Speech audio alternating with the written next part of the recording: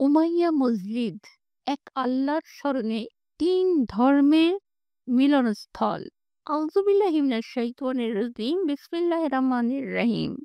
আসসালামু আলাইকুম ওয়া রাহমাতুল্লাহি ওয়া বারাকাতুহু।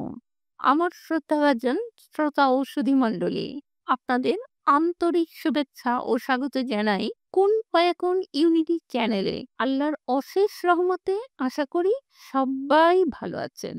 আমাদের আজকের আয়োজন এক আল্লাহর স্মরণে ঐক্যের প্রতীক দামেস্কের উমাইয়া মসজিদ, এ নিয়েই আজকের বিস্তারিত।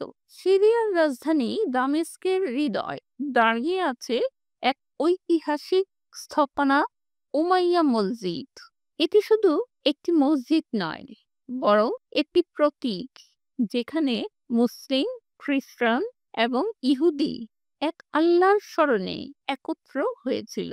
এই মসজিদের ইতিহাস শুরু হয় রোমান যুগে, যখন এখানে ছিল দেবতা জুপিটার এর মন্দির। পরবর্তীতে খ্রিস্টান বাইজেন্টাইন শাসকরা এদিকে সেন্ট জনের গির্জায় রূপান্তর করেন। 634 সালে মুসলিম বিজয়ের পর এই স্থানটি 70 বছর ধরে মুসলিম ও খ্রিস্টানদের জন্য যৌথ উপাসনালয় হিসেবে ব্যবহৃত হয়। এখানে ছিল একটি ছোট মুসল্লা, যেখানে মুসলিমরা নামাজ করতেন আর পাশেই খ্রিস্টানরা প্রার্থনা করতেন। 706 সালে উমাইয়া খলিফা আল ওয়ালিদ প্রথম এই স্থাপনাটিকে পূর্ণাঙ্গ মসজিদে রূপান্তরের উদ্যোগ নেন। তিনি বাইজেন্টাইন সম্রাটের কাছ থেকে 200 জন দক্ষ কারিগর আনিয়ে 12,000 শ্রমিকের মাধ্যমে নির্মাণ কাজ শুরু করেন। এই মসজিদের নির্মাণকালীন একটি বিখ্যাত উক্তি ছিল, এই মসজিদ হবে এমন এক স্থাপনা যেখানে মুসলিম, খ্রিস্টান ও ইহুদি সবাই এক আল্লাহর স্মরণে একত্র হবে।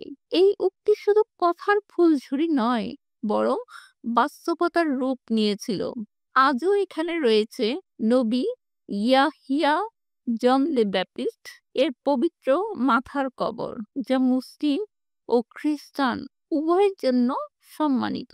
এমনকি 2001 সালে পোপ জন পল দ্বিতীয় এই মসজিদে এসে প্রার্থনা করেছিলেন, যা ছিল ইতিহাসে প্রথমবার কোনো পোপের মসজিদে আগমন।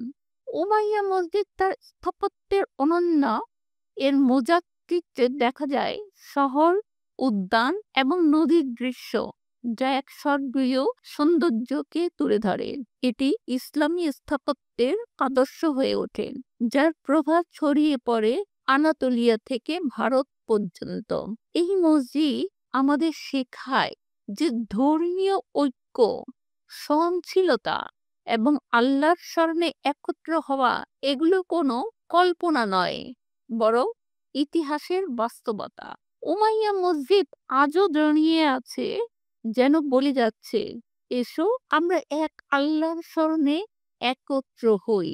এই বার্তা আজকের পৃথিবীতেও প্রাসঙ্গিক, যেখানে বিভাজনের বদলে দরকার ঐক্য, সহানুভূতি এবং সম্মিলিত স্মরণ। উমাইয়া মসজিদ শুধু একটি স্থাপনা নয়, এটি একটি বার্তা যা যুগ যুগ ধরে আমাদের হৃদয়ে বেঁচে থাকবে। আমিন।